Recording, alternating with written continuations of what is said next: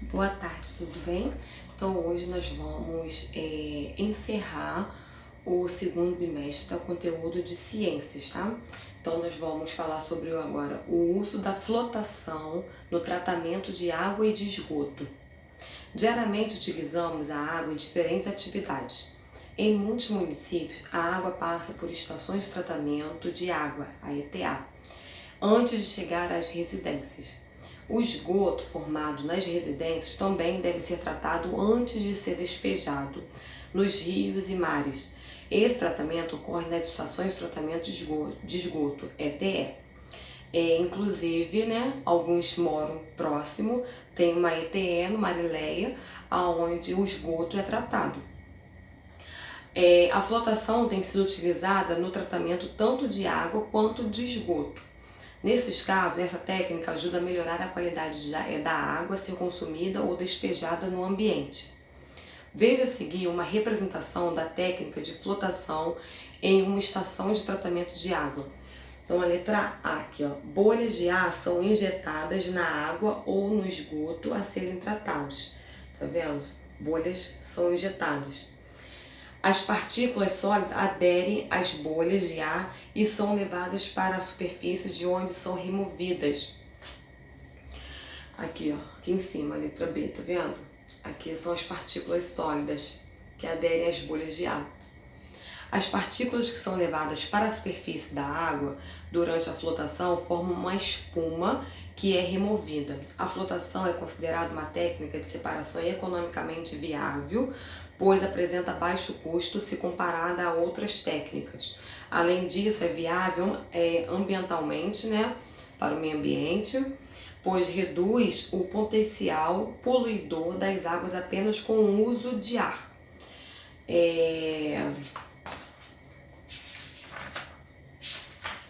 Separação de misturas para reciclagem. O pai de Camila trabalha na cooperativa de reciclagem da cidade onde mora. A cooperativa é responsável por coletar, selecionar e vender os materiais recicláveis, dando destino correto a eles. Os resíduos sólidos que chegam às cooperativas de reciclagem contêm diversos tipos de materiais recicláveis misturados, como papel, plástico, vidro e metais. Nas cooperativas de reciclagem, os trabalhadores fazem a separação dos materiais recicláveis pelo método de catação. Lembra o método de catação? Eles vão separando, eles vão, né, com a mão ou com a pinça, né? Então, aqui eles utilizam a mão, né, para poder separar, o método de catação. Durante esse processo, são selecionados materiais com plástico, papel, alumínio e cobre. Posteriormente, esses materiais são vendidos às empresas de reciclagem. O valor obtido com a venda de materiais é revertido para a cooperativa e dividido entre os trabalhadores. As cooperativas de reciclagem também fazem parceria com empresas para recolher os resíduos gerados por elas e obter materiais para reciclar.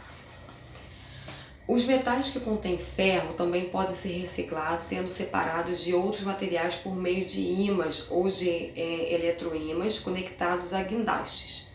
A reciclagem é importante tanto para o ambiente quanto para as pessoas que trabalham nessa área. Do ponto de vista ambiental, a reciclagem diminui a quantidade de resíduos sólidos descartados no ambiente. Além disso, ela reduz a necessidade de retirar mais matéria-prima do ambiente. Do ponto de vista social, a reciclagem é uma importante fonte de renda para inúmeras famílias, principalmente a família de catadores e trabalhadores das cooperativas. Agora vocês vão responder aí, né, conversando com os seus responsáveis, tá? Você e seus familiares separam os materiais recicláveis do lixo comum? Vocês não vão escrever não, é só para vocês conversarem, tá bom? Só essa só, tá? Só número 1, só para vocês conversarem, né? Se vocês separam, legal. Se não, né? Por que não separa? Né? Então vocês vão conversar aí na casa de vocês e sobre a importância, tá? Dessa separação do lixo. Página 84.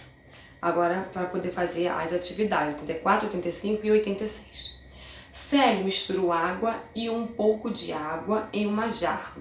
Em seguida, ele passou a mistura por um filtro de papel para separar a água do açúcar.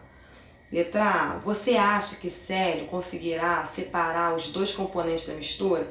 Você acha que ele consegue separar a água do açúcar? B. Pinte o quadro da opção que justifica a sua resposta, né? Então a resposta lá de cima é não, porque não tem como separar, né? Porque o açúcar ele vai dissolver na água, então não tem como, né? O açúcar ele se dissolverá na água, impossibilitando a separação dos componentes da mistura pela filtração. Então é o segundo quadradinho, tá? Vocês vão pintar.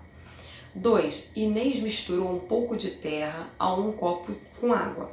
Em seguida, despejou essa mistura dentro de um prato. Ela deixou o prato com a mistura exposto à incidência direta de luz solar por algumas horas. Após esse período, Inês retornou ao local e percebeu que havia somente a terra no prato. A. Desembaralhe as letras, seguindo as setas, e descubra o nome da técnica de separação de misturas envolvida na situação vivenciada por Inês. Então, vocês vão desembaralhar aí e vão descobrir a palavrinha, tá bom? B. Contorne outra técnica que Inês poderia ter utilizado para separar os componentes da mistura de terra e água, né? A única que ela não poderia utilizar é a catação, porque não tem como ela pegar e catar a terra, né, para poder separar a água, né? Então ela pode utilizar a decantação e a filtração, menos a catação. A catação não tem como, tá? Então vocês vão circular decantação e a filtração. 3. Identifique a técnica de separação de misturas relacionada a cada situação abaixo. Para isso, escreva a letra da situação no quadro da técnica adequada. Então, letra A. Gustavo está coando o café. Então, ali, ó, tá vendo? Ele está coando o café. Então, qual é a opção, né, dela? Você vai colocar a letra A. A letra A está usando um filtro, então é a filtração. Então vocês vão colocar a letra A na filtração. B. Graziela colocou muito chocolate em pó em um copo com leite. Após alguns minutos, ela percebeu que a parte do chocolate havia se depositado no fundo do copo. Qual é essa técnica de mistura para poder separar essa mistura, né? Quando ela deixa em repouso e essa mistura ela se separa. É a decantação. Então vocês vão pegar a decantação e vai colocar a letra B lá. 4. Em 2016 ocorreu um vazamento de petróleo no rio Cubatão, em São Paulo. Para impedir que a parte do óleo derramado nesse rio se espalhasse, foram utilizadas barreiras flutuantes. Veja abaixo. Então aqui tem a barreira que foi utilizada. O petróleo apresenta componentes tanto solúveis quanto insolúveis em água. As barreiras flutuantes ajudam a separar quais componentes do petróleo. Trace uma linha sobre as letras de sua resposta, né? Então, essas barreiras flutuantes, né, ela ajuda a separar os componentes que são insolúveis, tá? Então, você vai contornar a palavrinha insolúvel. 5. Preencha o diagrama de acordo com as sentenças abaixo e descubra o nome da técnica de separação de misturas misteriosa. A. Técnica de separação de mistura que pode ser utilizada para separar os componentes do sangue. É a centrifugação. B. Técnica utilizada para preparar café ou chá, separando líquidos e sólidos. É a filtração. C. Separação de mistura que ocorre quando deixamos em repouso alguns sucos concentrados. É a decantação. D. Técnica que pode ser utilizada para separar os componentes sólidos de uma mistura que apresenta diferentes espessuras. É a peneiração. E. Técnica utilizada para separar componentes sólidos e líquidos de uma mistura. Destilação. A técnica de separação misteriosa é... Aí vocês vão colocar o nome aí que vocês conseguiram descobrir, tá bom? Aqui, ó. Qual que foi a técnica misteriosa? 6. Marque um X na afirmativa correta a respeito da técnica misteriosa que você descobriu na atividade 5. Né?